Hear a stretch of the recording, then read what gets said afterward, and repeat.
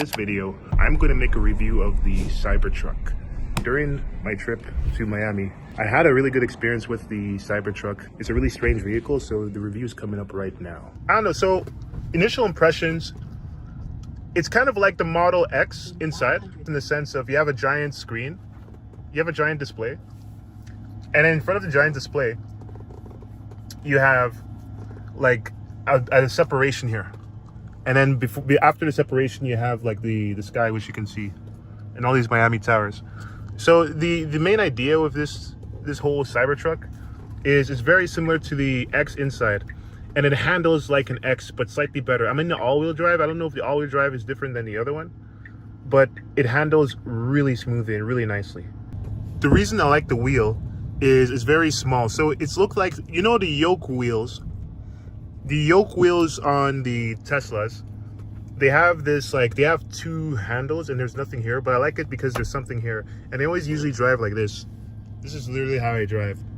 So I like it because it's very comfortable and it's very easy to maneuver. Just one small thing turns the entire car. This is one of the most easy to turn cars I've ever used in my entire life. You see that there's a display. Now turn left onto Southwest 3rd Avenue. Even if I remove the trafficator, it always shows what's behind me because the rearview mirror is a joke.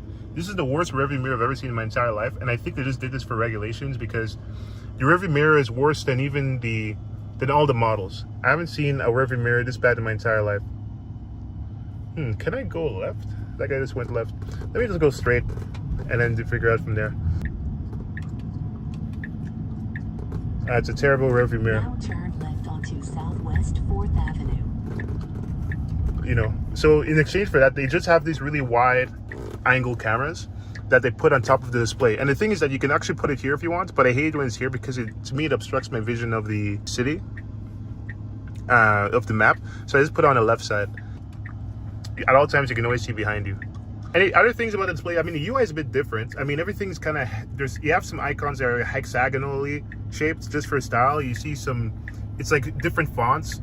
You know, it's more of like a tough, gritty kind of vibe, more digital. Is this branding? It's the same thing on really overall. Let me get it to stop talking. No navigation volume. And other than that, the thing is very wide. There are no really huge differences here. It's really wide. You can change the height of it. So I'm going to go high. So you can change the height of your ride as you go. And right now I'm as high as possible. And you can also open and close the back. And I'll show you the back when we get out of the car. It has haptic buttons for the signaling. So you just press right. You press left, it turns left. You press right, it turns right.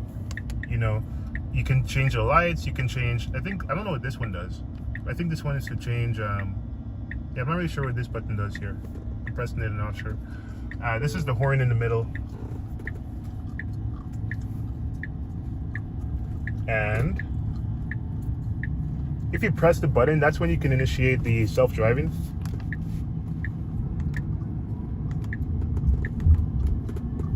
Yeah, driving in Miami is a bit sketchy.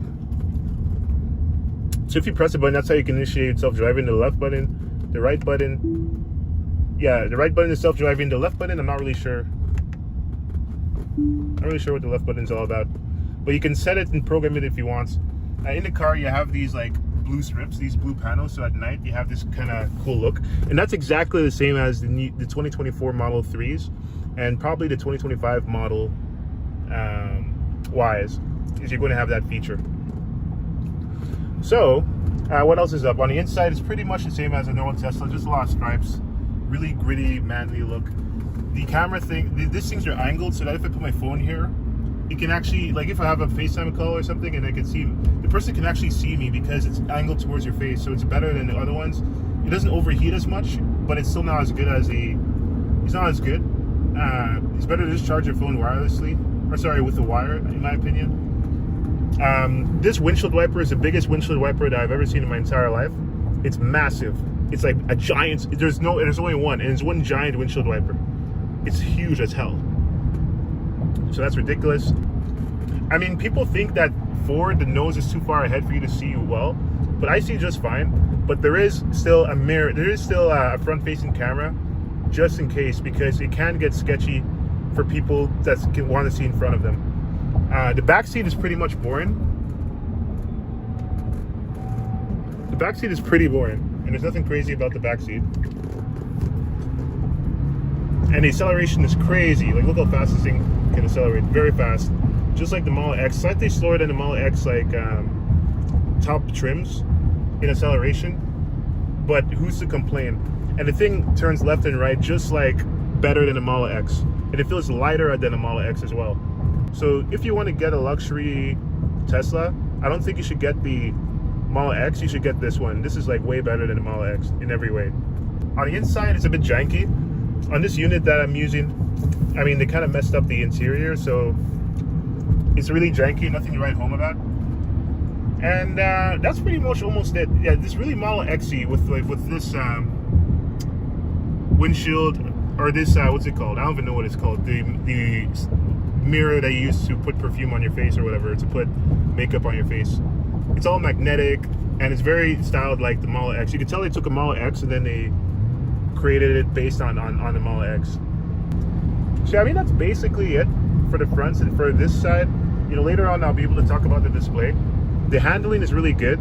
As I said, it makes turns very easily. I'm just using these fingers to control the entire car, you know, or I like resting it here. And it's such a nice smooth ride. And it's pretty good. So this is my review of the Cybertruck. Let's take a quick tour of the outside. So to open a door, so the way to open a door is you have to press this button, and then the thing just extends out. And when it extends out, then you pull on here, and then you slam it. The windows are like hexagonal shaped. The mirrors are hexagonal shaped. As I was saying, the windshield wiper, this is the biggest windshield wiper that I've ever seen in my entire life. So for the inside of the truck, and the way that the truck works on the inside, let me try. Okay, I couldn't try it. So main menu, same thing as a normal Tesla. It has a rocky background because it's cool. It's trying to be a bit edgy, but that really doesn't do anything. The style is just a bit different. It's more square, but it's really the same thing.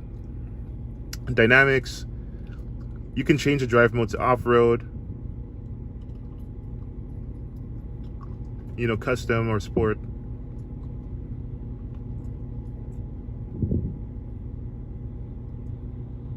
Custom. And you can have all these settings as well. Towing, charging, outlets. You can feed power to any one of these things. Autopilot. This is pretty standard. Like, this is pretty standard. Like,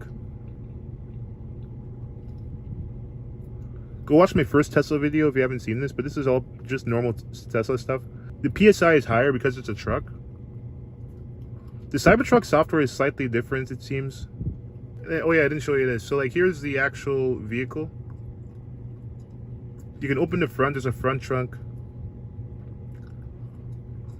You can open the tailgate, you can open the charger. You know, that's pretty much the Cybertruck in a nutshell here.